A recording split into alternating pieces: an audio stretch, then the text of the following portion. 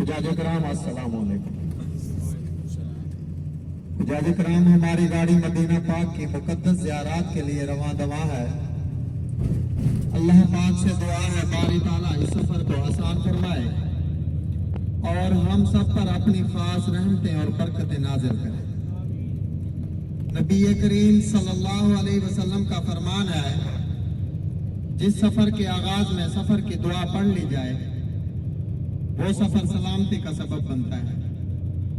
تو سب حاجی ایک بار میرے ساتھ مل کر سفر کی دعا پڑھ لیں تاکہ ہمارا سفر کی سلامتی کا سبب بنے۔ بسم اللہ الرحمن الرحیم۔ سبحان الذی سخر لنا ھذا وما كنا له مقرنین وإنا إِلَىٰ رَبِّنَا لَمُنْقَلِبُونَ۔ جزاک اللہ۔ حجاج کرام، ہمارے آج کے سفر کے دوران ہمارا سب سے پہلے جو قیام ہوگا وہ مسجد قباء ہوگا، جہاں ہم جائیں گے اور جہاں نبی پاک صلی اللہ علیہ وسلم نے 2 رکعت نماز نوافل ادا کرنے پر ایک مقبول و منظور عمرے کا ثواب فرمایا ہے۔ سبحان اللہ، جو ایک بہت بڑا انعام ہے ہر اس شخص کے لیے جو مدینہ آ گیا۔ حجاج کرام، مسجد قباء جاتے تک راستے میں چند تاریخی مقامات آئیں گے جن کے بارے میں آپ سب حاجیوں کو تفصیل کے ساتھ بتاتا چلوں گا۔ انشاءاللہ ہمارا سب سے پہلے جو قیام ہوگا وہ مسجد قباء ہوگا، اور دوران سفر میری سب حاجیوں سے ایک درخواست گزارش رہے گی زیارات کے حوالے سے کہ آپ کو جہاں اتارا جائے، جتنا وقت ٹائم دیا جائے، سب حاجی اس کی پابندی کریں گے تاکہ ہماری ساری زیارتیں تفصیل کے ساتھ مکمل ہو جائیں اور ہم ظہر کی نماز سے پہلے اپنے ہوٹل پر پہنچ جائیں، تاکہ ہماری جو ظہر کی فرض نماز ہے وہ ہمیں تکبیر اولیٰ کے ساتھ مسجد نبی میں ملے۔ تو انشاءاللہ سب حاجی کوشش کریں گے نا؟ انشاءاللہ۔ حجاج کرام، آپ لوگ بہت خوش نصیب لوگ ہیں کہ آپ لوگ مدینہ منورہ کی مقدس گلیوں میں گھوم رہے ہیں اور مدینہ منورہ کی مقدس زیارات کے لیے رواں دواں ہیں۔ یہ وہ مقدس گلیاں ہیں، وہ مقدس زیارات ہیں جہاں سے نبی کریم صلی اللہ علیہ وسلم کا گزر ہوا۔ اس سے پہلے سب حاجی الٹے ہاتھ کی طرف دیکھیں گے، یہ جو کریم کلر کی مسجد ہے نظر آ رہی ہے سب حاجیوں کو؟ یہ جو کریم کلر کی مسجد ہے مسجد اجابہ۔ حجاج کرام، اجابہ عربی کا لفظ ہے، اس کے معنی ہے قبولیت۔ یہاں پر نبی کریم صلی اللہ علیہ وسلم نے اپنی امت کے لیے 3 دعائیں مانگی تھی، جن میں سے 2 دعاؤں کو اللہ پاک نے قبول فرما لیا اور ایک کو اپنے ہاں محفوظ کر لیا کائنات چلانے کے لیے۔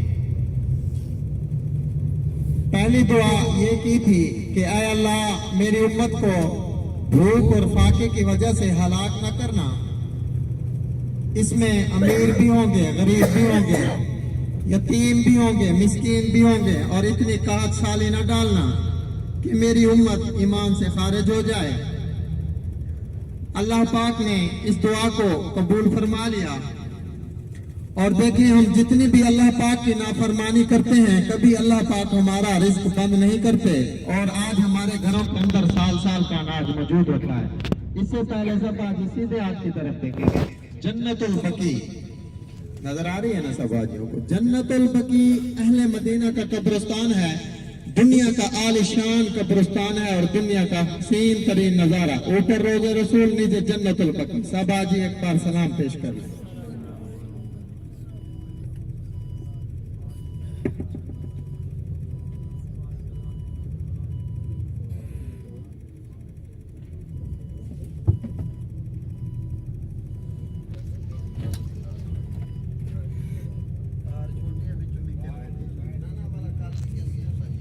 دوسری دعا یہ مانگی تھی مسجد اجابہ پر کہ اے اللہ، میری امت کو ان کی گناہوں کی وجہ سے فوراً ان کی شکلیں تبدیل نہ کرنا، جیسے پہلے والی امت کی کر دیا کرتے تھے۔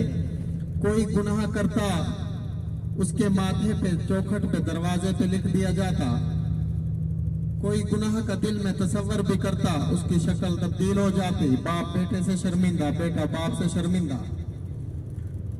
اللہ پاک نے اس دعا کو بھی قبول فرما لیا۔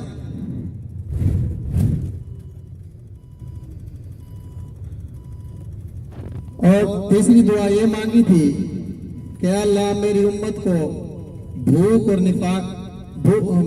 کو نفاق اور شر سے بچانا۔ اللہ پاک نے اس دعا کو اپنے ہاں محفوظ کر لیا کائنات چلانے کے لیے، جس کا نہ انکار ہوا نہ اظہار ہوا۔ حجاج کرام، جنت البقیع اہل مدینہ کا قبرستان ہے، دنیا کا عالی شان قبرستان ہے اور دنیا کا حسین ترین نظارہ ہے۔ اوپر روضہ رسول، نیچے جنت البقیع، جہاں پر خاندانی نبوت آرام فرما ہے، اور اس جگہ پر 10,000 کے قریب صحابہ کرام آرام فرما ہے، اور اسی جگہ پر حضرت عثمان غنی رضی اللہ تعالیٰ عنہ، جنہیں ذوالنورین کا لقب ملا، یعنی دو نور والے، جن کے عرق نکاح میں حضور پاک صلی اللہ علیہ وسلم کی 2 بیٹیاں 2 شہزادیاں تھیں، وہ بھی اسی جگہ آرام فرما ہے۔ اور یہاں وقت کے بڑے امام حضرت امام مالک، وہ بھی اسی جگہ آرام فرما ہے، جن کے بارے میں اہل مدینہ والے لکھتے ہیں کہ انہوں نے کبھی مدینہ کے اندر، مدینہ کی گلیوں کے اندر کبھی چپل نہیں پہنے۔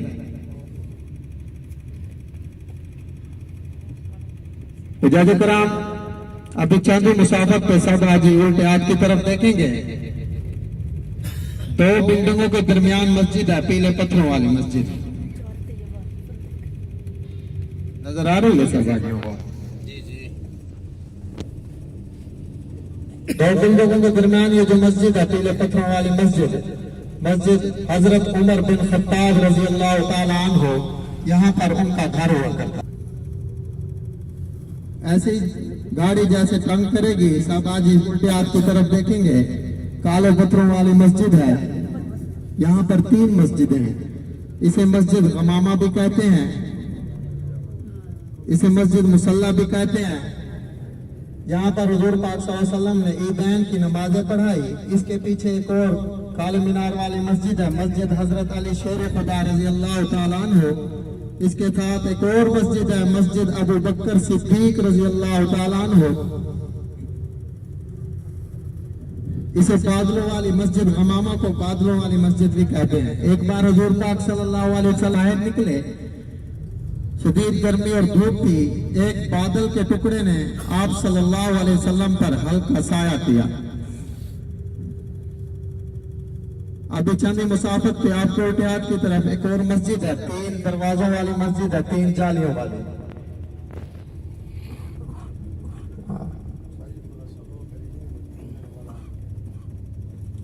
نظر آ رہی ہے سب حاجیوں کو؟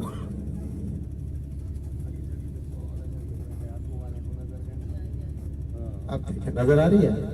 3 جالیوں والی مسجد ہے، 3 دروازوں والی۔ یہاں پر حضرت عثمان غنی رضی اللہ تعالیٰ عنہ کا گھر ہوا کرتا تھا۔ حضرت عثمان غنی وہ ہیں جنہیں باغیوں نے قید رکھا، 10 دن کھانا پینا بند کیا اور اس کے بعد شہید کر دیا۔ حضور نے فرمایا کسی صحابہ کی شہادت کی گواہی بدر دے گا، کسی صحابہ کی شہادت کی گواہی احد دے گا، لیکن میرے عثمان کی گواہی خود قرآن پاک دے گا۔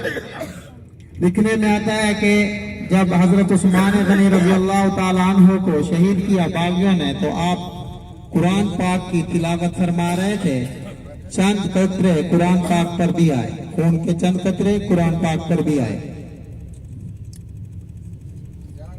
عجیب کیفیت پیدا ہو جاتی ہے، جو خاندانی غلام ہے،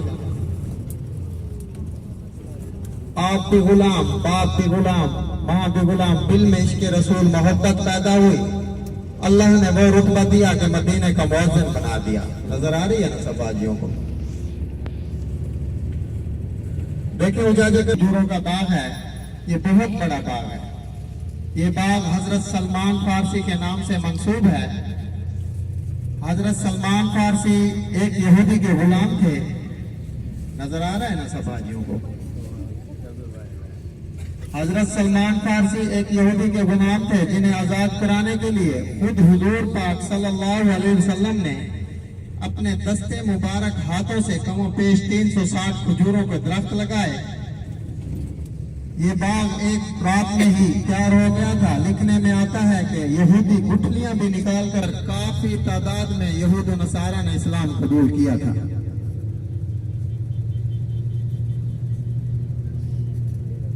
تو آپ صلی اللہ علیہ وسلم جب معراج سے واپس جاتے ہیں تو حضرت بلال سے فرماتے ہیں، اے بلال تو ایسا کون سا خاص عمل کرتا ہے کہ اللہ پاک نے تجھے اتنا بڑا رتبہ دیا کہ تو چلتا تو مکہ کی گلیوں میں ہے، آواز عرش معلیٰ پہ سنائی دیتی ہے۔ تو حضرت بلال عرض کرتے ہیں، یا رسول اللہ صلی اللہ علیہ وسلم، میں تو ایسا کوئی خاص عمل نہیں کرتا، ہاں ایک چھوٹا سا عمل کرتا ہوں، باوضو رہتا ہوں، جب وضو ٹوٹ جاتا ہے پھر سے وضو کر لیتا ہوں۔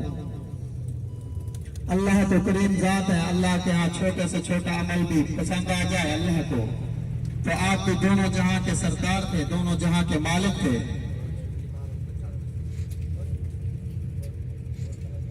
دونوں جہاں کے مالک تھے۔ آپ نے بھی فرما دیا کہ اے بلال تو مجھ سے پہلے جنت میں جائے گا۔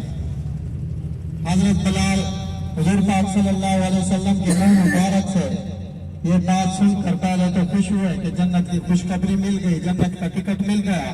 بعد میں گمان ہوا کہ میں بھلا پہلے آپ سے پہلے کیسے جنت میں جاؤں گا۔ تو آپ صلی اللہ علیہ وسلم نے فرمایا کہ اے بلال جس سواری پہ میں سوار ہوں گا اس کی رسی مہار تیرے ہاتھ ہوگی اور پیچھے میں سوار ہوں گا۔ دعا ہے کہ اللہ پاک ہمیں بھی حضرت بلال جیسا عاشق رسول بننے کی توفیق عطا فرمائے۔ حجاج کرام، آج جو ہماری سب سے پہلی اور مقدس زیارت ہے وہ ہے مسجد قباء، عالم اسلام کی سب سے پہلی مسجد، جس کی بنیاد مسجد نبی سے بھی پہلے رکھی گئی اور اللہ کے یہاں سے حکم آیا، اے میرے محبوب ایک مسجد تعمیر کی جائے جس کی بنیاد تقویٰ کی بنیاد پر رکھی جائے۔ دیکھو حجاج کرام، کسی مسجد کی بنیاد کوئی ولی رکھتا ہے، کسی مسجد کی بنیاد کوئی مشیخ رکھتا ہے، لیکن مسجد قباء وہ فضیلت والی مسجد ہے جس کی بنیاد خود حضور نے اپنے دست مبارک ہاتھوں سے رکھی۔